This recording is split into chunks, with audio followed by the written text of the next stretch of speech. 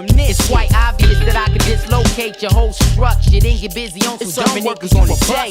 Plus you're faking in the prey upon pretenders. Besides the fact that you the #1 contender in a dynamic sequence, you can't hack it. I see your mic, I'm coming at it straight jackets. Crazy as I wanna be, pack it in my mental. Pop one time, cause niggas peeking in my window. Being nosy, you chose me, ooh, nada. Cause I'm a legend like African Bambada. Therefore, I can give a damn who you are. I'm on a serving bench, gonna be a superstar. Cars get rolled up to your doorstep. Spit 2 lines, nigga, you got a poor rep. Get swept with the sweeper, put you in a sleeper. Wake up fast, nigga, because it gets deeper. Then you expect it, I'm protected by doggy style records to make it records. You better check it or check yourself. Whatever's clever, I can't stop now, not right now, nigga, never. Have you ever heard of a rap killer? Grab your raps like straps, we gon' blast on the reload. Like an OG, we be doing dirt in LBC. I wonder, have you ever heard of a rap killer? Grab your raps like straps, we gon' blast on the reload. All right, what's going on, Tech? How you doing? I'm good. What's good? Yeah, I think your interview was one of the most anticipated interviews a part of this documentary. Wow. Wow, that's big. Yes. Good, bad, or indifferent, that's big. No, that's good. That's good. And you know it's all good. That's right. So tell the viewers a little bit about the name Techniec. Where did it come from? The name Techniec, it actually came by just describing my style of flow. I would say Pac-10 pretty much, we sat down and we went over a few different names, and that's the one that kind of jumped out, as far as we had always been rhyming since kids. We had to been probably around like 11, 12 years old, and from that point on, like when it came down to just rapping and, battling or whatever, that kind of just stuck, you know what I mean? So I think it was more so just to describe my my wordplay. Okay. Rhyming. Yes, ma'am. Okay. So let the viewers know what battle rap group you're a part of. Battle rap group? Yes. Oh, man. I mean, I guess for the sake of labeling it, we could call it a battle rap group. But I represent Dynamic Certified, which is more so described as a way of life, out the box thought, more than one way of getting things done, just dynamically making it happen, pulling from multiple spectrums in order to achieve one goal. So that's what I represent. We are a crew that started, of born and raised Long Beach MCs, and then, branched beyond that just to by the time we got to high school, we was able to expand to, throughout the high schools and make that name known. Yeah. You guys definitely did that, as we will get into. Yes, ma'am. You yourself are at the top of a lot of people's list as one of the best MCs out of Long Beach. What's your feeling about that? That's dope. I haven't heard too many of them, but if they out there existing, then, I appreciate it. They definitely exist. Yeah, I appreciate everybody who been rocking with me from day one, and recognize my signature on hip hop.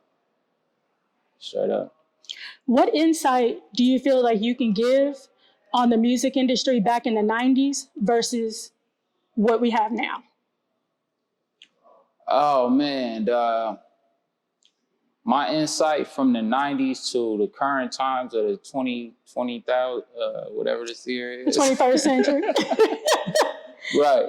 So, I don't know. It was a lot more organic in the 90s. We were still in that organic phase where you had to put your hands on it in order to make it work. You had to really put your work in order to be recognized as an artist or a producer or an MC. And, as of now, it's pretty much like if you got access to technology, you can do and be whoever you want to be. Talent, no talent, it doesn't really matter. We came into the hip hop realm when skills actually mattered. Like you had to have a certain level of talent and ability to make certain things happen, to even be groomed further as an artist, you know. And now it's not really a prerequisite to it. It's just, you know, you don't got to be on beat. You could be on beat. You could have it doesn't matter, you know. You could skip to your lure on it. It doesn't even matter. As long as you're consistent with it, then, you know, people will begin to follow it. Do you feel like, with that being said, that it's changed your style over the years? I would say that my style has evolved over the years because it's just natural maturity and growth, you know. And I still try to take the best out of anything. Like, you know, some of my favorite artists that I listen to right now aren't necessarily the top hip hop artists or something like that. You know, it's guys who are just unique in themselves and who have their own identity. You know what I mean? I think I'm big on identity when it comes down to it. That represents our era too, identity. Like, I remember being in a lab with you know, some of the greats, you know, and you had to stand out on that track or you was coming off, you know. Right. So everybody would be in their corner trying to make sure that they could make that cut. It wasn't just, oh, that's the homie you get on here. It's like even the homie could get snatched off. Nobody safe, you know. So coming in at the age bracket I was, when a lot of my guys weren't my peers, these guys were, you know, professionals, and having to keep up with that momentum, you know, and not really had that maturity and that wisdom behind me, but really just you know, just coming off of who I thought I was or where I was at that particular time. Okay. All right. Let me put it like this. From the beginning of when you started battle rapping with Dynamic Certified to the transition of your career of actually becoming, I would say, more of a mainstream artist, because I'm not sure if you consider yourself that. What do you feel helped with that transition? What do you feel made that transition work for you?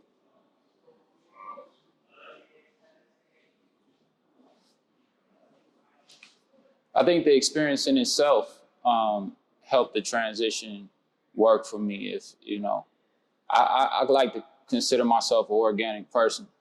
So at the time when we was preparing to, you know, do shows in front of thousands of people, we would be at the quad, you know, this is the same time. Like, I never stopped going to public school. I wouldn't consider myself a mainstream anything. You know, I always just been Techniec.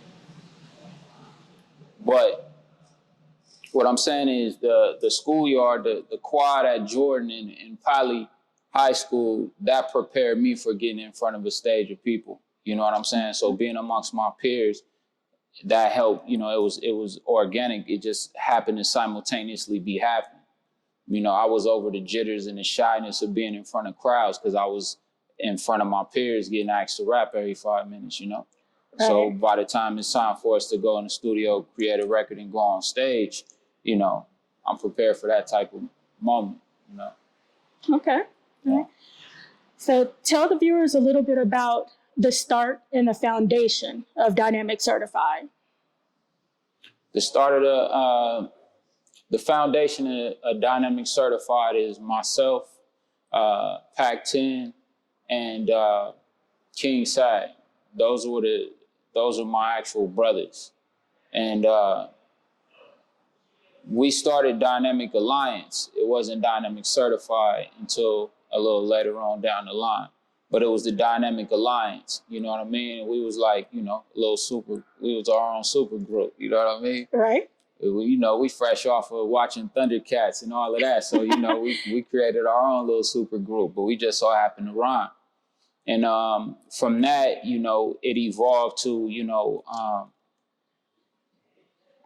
brothers like Rule. I know Pac and Rule, they used to play football together for Pop Warner and whatnot. And Pac introduced me to Rule. He was like, man, this dude got a different style, but he dope. You know what I mean?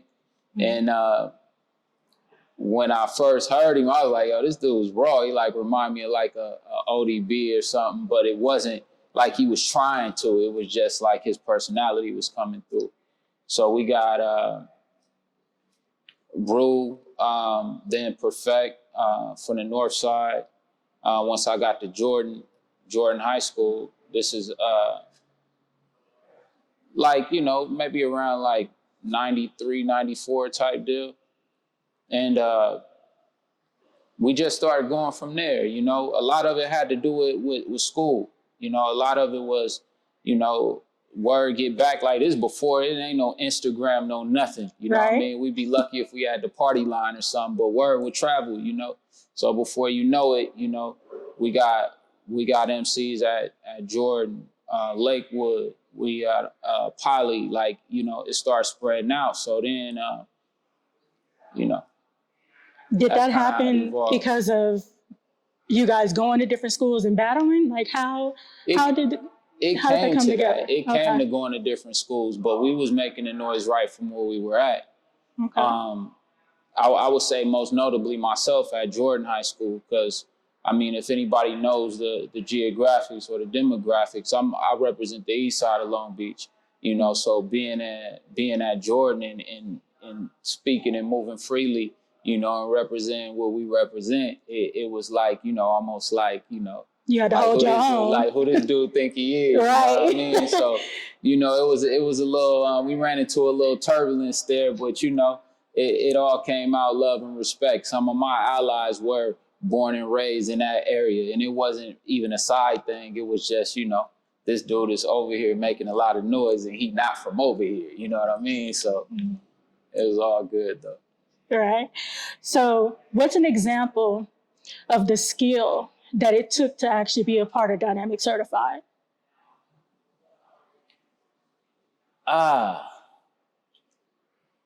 It was a level of discipline that I think that we all had in Dynamic Certified as writers, and just studying the vernacular of, you know, words, understanding words in the context and the meaning of words. You know, those were big things. I'll probably say like literature and English was probably like our easiest A, you know, because we were just simply paying attention for what we can, you know, what words we could take and, you know, what meanings we could play with and you know, drum up metaphors off of, you know what I'm saying? So you had to be there.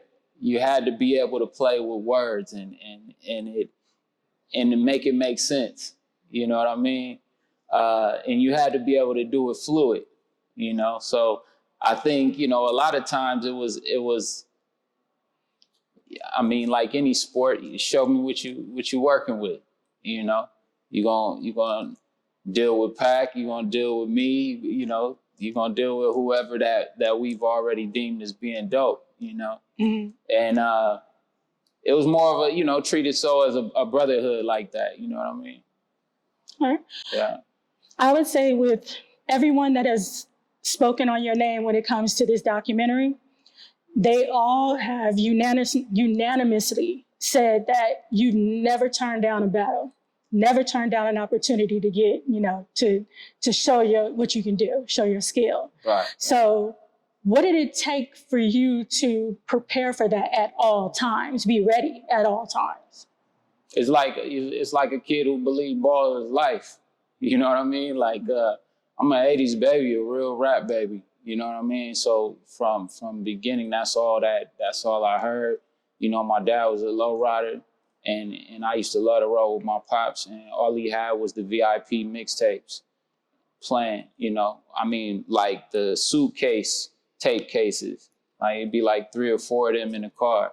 I'm talking mix 1 to mix 200 type deal. Like he would get them religiously, like weekly, whenever it was new. So I was always up on what new music was coming out, you know, what artists, underground artists. I used to, you know, hang with my dad and play around in the VIP, just going searching through records and all of that. So, you know, I'm a real Long Beach hip hop baby when it comes down to, you know, this music thing. So I never seen nothing else beyond that as a kid. Like, I'm going to rap, I'm going to be on TV, I'm going to be on an album. Like, in my mind, nobody could tell me different. You know what I'm saying? So that's the power of manifestation right there. Like, wow, you know, absolutely. Before even knowing or being conscious, like, damn, you can manifest that reality if you want, you know. But then once you get older and you actually have to deal with the dynamics of the situation, getting into the music industry and the business and understanding that it's a different, you know, it goes beyond your creativity is now, it has to be, I don't know, it's a different thing. You're not limitless anymore. Right. You know right. what I mean? He said that he served every member of Dynamic at a house party one night. Yeah. Is that something you remember? Is that something that you know to be true? Never happened. It would be coming from more people than just him if it actually happened. Okay. Okay. Can I get a witness? You know what I'm saying? All right. Okay.